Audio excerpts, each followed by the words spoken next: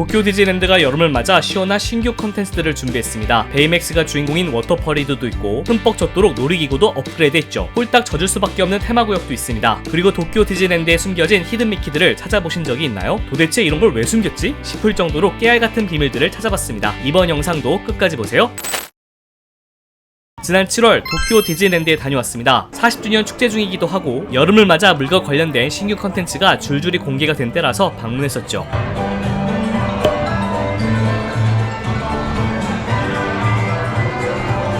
보통 테마파크 입장할 때 언제나 설레긴 하지만 유독 도쿄 디즈니랜드 입장할 때는 더 설레는 것 같습니다.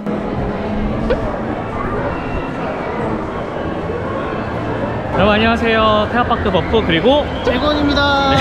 오늘 저희는 도쿄 디즈니랜드에 왔는데요. 여름 컨텐츠를 한번 즐겨보려고 왔습니다. 여름 맞아서 물을 아주 팡팡 터트리는 몇 개의 컨텐츠가 준비되어 있다고 하는데 그거 위주로 해가지고 오늘 또 재미있게 하루 즐기는 모습 보여드리도록 하겠습니다. 저는 일단 베이맥스의 새로운 퍼레이드가 너무 기대됩니다. 이거까지 담아보도록 하겠습니다. 가시죠.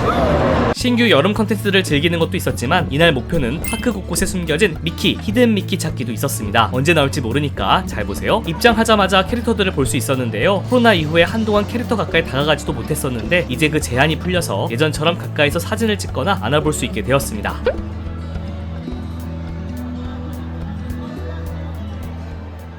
운이 좋았는지 올해 처음 선보인 여름 한정 퍼레이드 베이맥스의 미션 쿨다운을 바로 볼 수 있었습니다. 이 퍼레이드는 더운 여름을 맞아 물을 뿌려주는, 아니 흠뻑 젖게 해주는 퍼레이드입니다.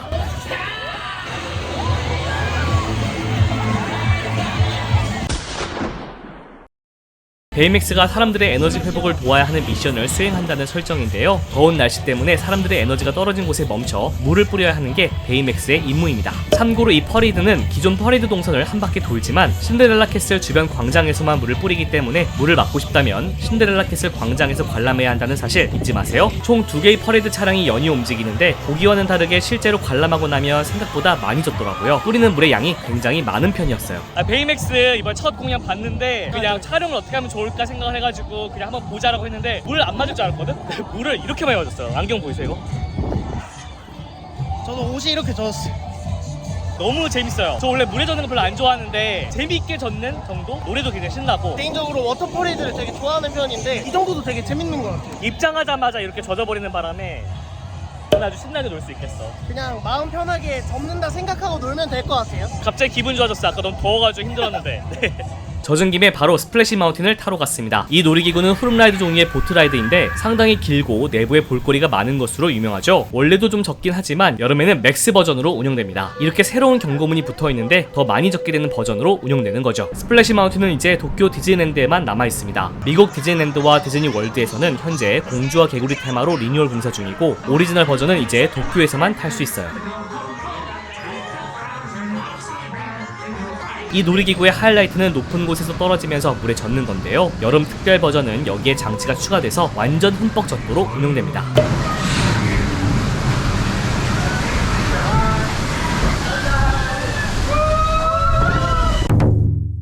이렇게 홀딱 젖었습니다. 난 그냥 샤워하고 나온 것 같은데 옷이 젖었어. 저는 꼬라지가 왜 이러죠?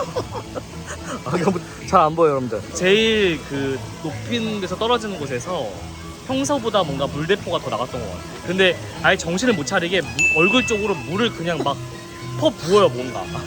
근데 저는 이게 중간중간에 물을 맞는 구간이 더 많은 줄 알았는데 딱 그 한 군데 가장 하이라이트 부분에서 물을 뿌리더라고요. 근데 둘 다 정신을 못 차릴 정도로 물사더구를 맞았어 갑자기. 근데 어떻게 맞았는지 기억이 잘 안 나요. 금방 또 말라요. 너무 더워가지고. 여름에 30분 컷. 여름에 타기 좋습니다. 여기서 재미난 비밀, 스플래시 마운틴은 디즈니의 옛 영화 남부의 노래를 배경으로 하는 놀이기구입니다. 이 영화에는 치카핀 힐이라는 언덕이 나오는데 이 언덕을 재현한 게 바로 스플래시 마운틴이죠. 여러 동물들이 모여서 사는 언덕이란 컨셉인데 원작과 달리 스플래시 마운틴은 여기저기 물이 넘쳐납니다. 사실 디즈니는 왜 그렇게 바뀌었는지에 대한 이야기도 만들어놨는데요. 그 비밀은 출구 쪽에 있습니다. 놀이기구 출구 쪽에는 레키티의 라쿤 살롱이라는 간식 매대가 있는데요. 여기 이 라쿤이 사실은 이 근방에서 몰래 술을 만들어 팔곤 했었다는 설정입니다. 설정입니다. 그런데 하루는 라쿤 레키티의 실수로 술을 만들던 기계가 폭발했고 그 폭발로 치카핀 힐 근처에 있던 댐이 무너져서 지금처럼 물이 넘치게 되었다는 설정입니다. 그 뒤로 여기에 살던 동물들은 이곳을 그냥 스플래시 마운틴이라고 불렀다는 이야기죠. 라쿤인 레키티는 반성의 의미로 더 이상 술을 팔지 않고 지금처럼 달콤한 간식을 팔게 되었다는 겁니다. 그래서 그 가게가 출구 쪽에 남아있는 거고요. 다음으로는 툰타운 테마구역으로 갔습니다. 여기는 미키와 친구들이 사는 마을을 재현한 테마구역인데요. 여기도 여름을 맞아 물 컨텐츠가 추가되었습니다. 테마구역을 걷다가 보면 마을 곳곳에 있던 파이프가 고장난 것 같은 그림이 그려져 있는데요. 이를 따라가 보면 파이프가 고장난 곳들이 나오죠.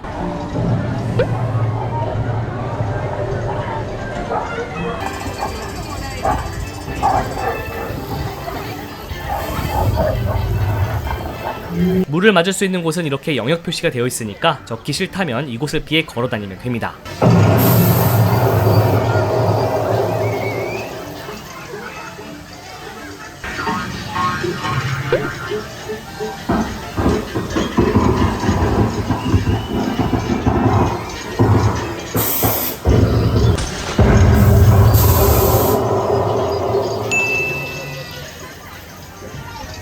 어떤 곳은 정말 물을 많이 뿌려서 각오가 좀 필요합니다. 진짜 흠뻑 젖거든요. 이렇게 만화 속에서 볼 법한 장치들도 있는데 아이들이 정말 좋아하더라고요. 버튼을 누르면 물이 나오는 것 같은데 하도 눌러서 물이 끊이질 않아요.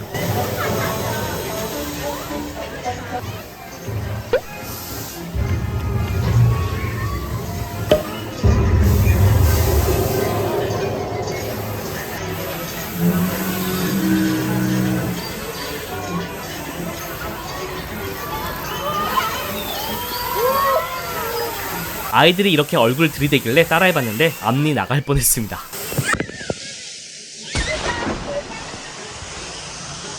여기서부터 시작된 히든 미키 찾기. 히든 미키는 디즈니가 일부러 파크 곳곳에 숨겨놓은 미키 모양인데요. 이걸 찾는 재미도 있습니다. 여기 로저 래빗의 카툰 스핀 어트랙션 입구가 있는데요. 여기서 뒤를 돌아보면 엄청난 무게의 운동기구가 있습니다. 이걸 본 상태에서 왼쪽으로 보면 아주 작은 문이 하나 보이는데요.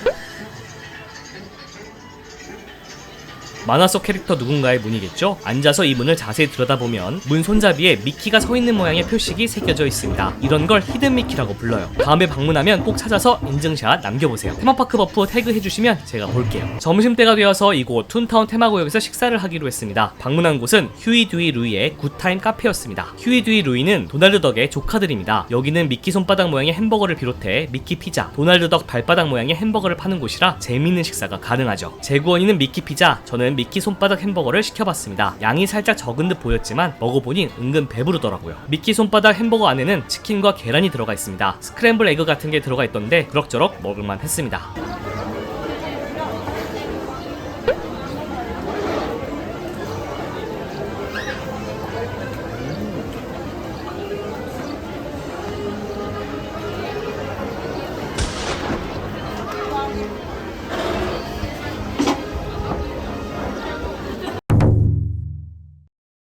든든하게 먹었으니 또 다른 히든 미키를 찾아볼까요? 툰타운에는 미키를 만날 수 있는 미키의 집이 있는데요. 이 집 앞에는 미키의 자동차가 세워져 있는 것을 볼 수 있습니다. 이 자동차에도 히든 미키가 있습니다. 여기 보세요. 여기도 미키 모양이네요. 히든 미키는 아니지만 자동차 번호판도 미키라고 되어 있는 것도 볼 수 있습니다. 그리고 바퀴도 자세히 볼까요? 타이어에도 미키 모양이 숨겨져 있습니다. 다음에 방문하면 이것도 꼭 찍어보세요. 다음은 최근에 생긴 미니와 야수 쪽으로 가봤는데요. 여기도 재미난 비밀들이 있습니다. 방금 본 분수대 앞에는 게스톤의 선술집이 있습니다. 영화 미녀와 야수에도 등장한 적이 있는 그 술집이죠. 도쿄 디즈니랜드의 이곳은 일반 레스토랑으로 운영되는데 식사를 하지 않아도 내부를 구경할 수 있습니다. 영화를 보면 게스톤만 앉을 수 있는 거대하고도 부담스러운 의자가 등장하는데요. 이 레스토랑에는 그 의자가 재현되어 있기도 하죠. 이렇게 앉아서 사진을 찍을 수도 있습니다.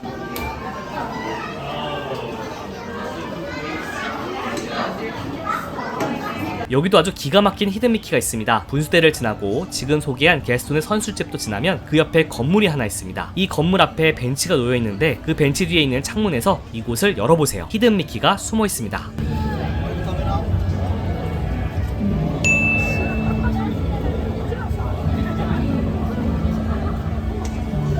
이 이번에는 정글 카니발에 도전해보기로 했습니다. 이건 정글 크루즈 근처에 있는 게임장이에요. 게임이 2개 있는데 성공하면 인형을 하나 줍니다. 게임장이라고 대강 만든 게 아니라 내부를 또 잘 어울리게끔 꾸며놨습니다. 게임 하나당 700엔, 우리나라 돈으로 7,000원 조금 안됩니다. 둘 다 정글북을 테마로 하는 게임인데요. 처음 건 지렛대 같은 거에 공을 두고 힘껏 눌러서 구멍에 넣어야 성공입니다.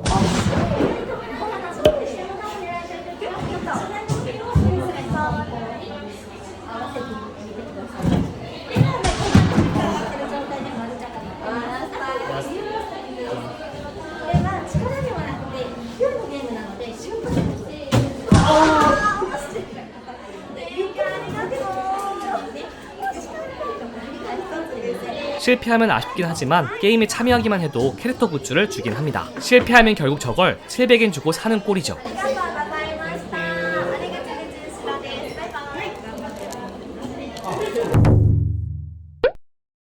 마지막으로 베팅하도록 하겠습니다. 이번 꼭 따보도록 할게요. 진짜 이 100엔을 재구원에 투자를 받아서 하는 거니까 성공해보도록 하겠습니다.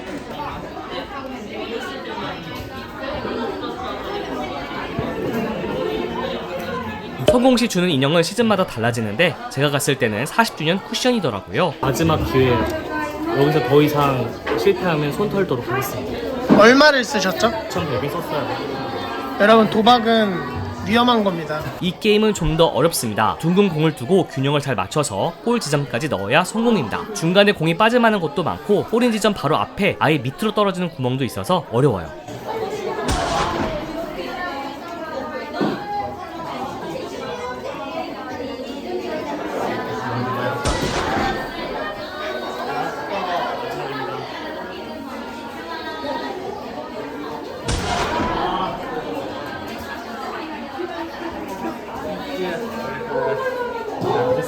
이 게임을 와가지고 한 번도 내가 성공한 적이 없어요. 어쨌든 2개를 오늘 땄고 딴 게 아니지. 결국 이거 산 거예요. 그 돈을 내고 100엔을 투자해주신 재구원님께 하나를 증정해드리도록 하겠습니다. 선택할 수 있는 기회를 드릴게요. 신바요? 정말 신바? 정말 신바? 이게 여러분, 도박은 가까운 도박 중독센터에 아무튼 여러분들 여기 도쿄 디즈니랜드 오시면은 그것도 한번 해보시기 바랍니다. 이거 재밌거든요. 어택션만 즐기지 마시고 이것도 한번 꼭 해보시기 바랍니다. 이번에는 재구원 차례입니다. 빅선더 마운틴 롤러코스터 바로 앞에 위치한 이곳은 슈팅을 즐길 수 있는 곳이에요. 200엔, 즉 2,000원 정도 내면 10발을 쏠 수 있습니다. 서부시대 테마로 되어 있는데 10발을 다 맞추면 작은 기념품을 하나 줍니다.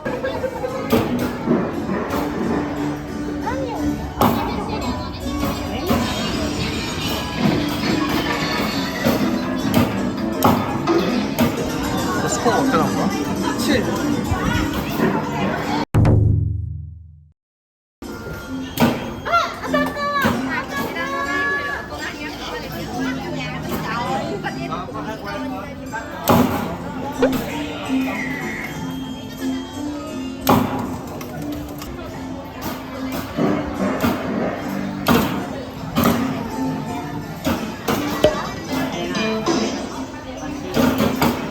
발 중에 8발 맞췄다 그래도.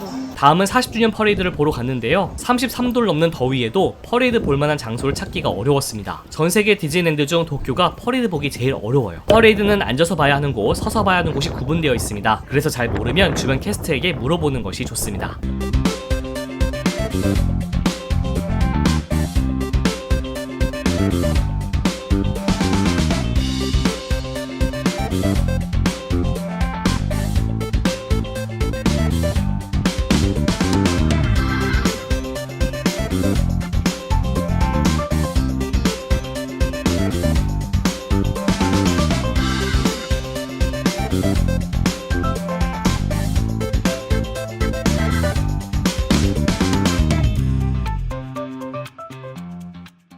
흥겨운 40주년 퍼레이드가 끝나자마자 더 흥겨운 곳으로 갔는데 비교적 최근에 생긴 이 베이맥스 놀이기구는 재미난 문화가 있습니다. 노래에 맞춰서 다 같이 춤을 추곤 하는데요. 재구원이 그 춤을 알고 있더라고요. 엄청 열심히 추는데 부끄러운지 나름 자제해서 추는 것 같았습니다. 저도 하고 싶었지만 카메라를 들고 있어서 할 수가 없었어요. 아니, 사실 저렇게까지 못하겠습니다. 저녁을 먹기 위해 이동 중 엄청난 분을 만나기도 했습니다. 더위 속에서도 곰돌이 푸에 대한 사랑을 제대로 실천하고 계신 분을 발견했거든요. 우리가 지어준 별명은 푸맨. 촬영에 대한 양해를 구했더니 선뜻 찍어도 된다고 하셨습니다. 반팔 반바지 입어도 땀이 막 흐르는 날씨였는데도 대단하더라고요. 정말 리스펙합니다. 저녁을 먹기 위해 찾은 곳은 센터 스트리트 커피하우스라는 레스토랑이었습니다. 이 레스토랑은 늘 인기가 많아서 예약을 하는 게 좋은데 도쿄 디즈니 리조트의 레스토랑 예약은 방문하기 한 달 전부터 홈페이지나 공식 앱을 통해 할 수 있습니다. 이곳에 온 이유는 바로 이 베이맥스 카레 때문이었어요. 베이맥스가 마치 카레에 몸을 담그고 목욕하는 것처럼 되어 있는 메뉴죠. 재미있는 건 베이맥스 기준으로 양쪽에 2가지 맛 카레로 되어 있다는 겁니다. 비슷한데 미묘하게 맛이 달라요. 솔직히 엄청 맛있다고 할 순 없는데 테마파크에선 이런 메뉴를 먹어야 재밌죠.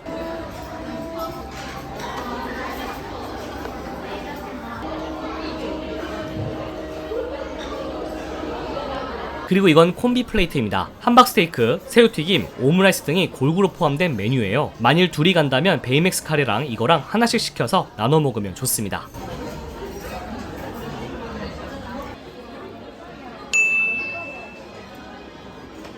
그리고 이 레스토랑에도 히든 미키가 있었는데요. 바닥 카펫을 잘 보면 미키 모양이 보입니다. 잘 찾아보세요. 저녁까지 먹고 나니 어느덧 해가 저물고 있었습니다. 마지막은 미녀와 야수를 타면서 마무리하려고 했는데요. 엄청 인기가 많은 어트랙션이죠. 대기줄에서 보는 성은 잘 보면 아직 저주에 걸린 상태이기 때문에 어두운 면이 많이 보입니다. 대기줄은 성 내부로도 이어지는데 여기저기 미녀와 야수에서 본 저주 걸린 캐릭터들도 보이죠. 아는 캐릭터가 있는지 잘 찾아보는 게 좋습니다.